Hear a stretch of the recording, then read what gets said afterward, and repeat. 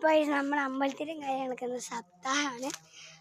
നമ്മൾ അമ്പലം അവിടെയായിട്ടാണ് ഞാൻ കാണിച്ചു തരാം. അത് നമ്മൾ അമ്പലം എന്ന് പറയുന്നത്. നമുക്ക് അവിടേക്ക് കാര്യങ്ങളൊക്കെ പോവാം. അപ്പോൾ അമ്പലത്തിന് ഓഡിറ്റോറിയത്തിലാണ് പരിപാടി. നടക്കാൻ വീഡിയോ കട്ടായിപ്പോൾ അതുകൊണ്ട് ഞാൻ അവിടെ എത്താനായിട്ടുണ്ട്. കുറച്ചായിട്ടേ ഉള്ളൂ, കുറച്ചും കൂടി ഉണ്ട് അമ്പലത്തിലോട്ട്.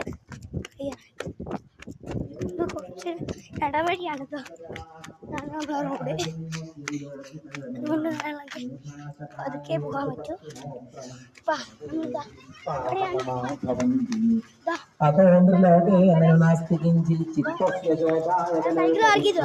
നമ്മളിതാ ഇങ്ങനെ അങ്ങോട്ട് പോകണം.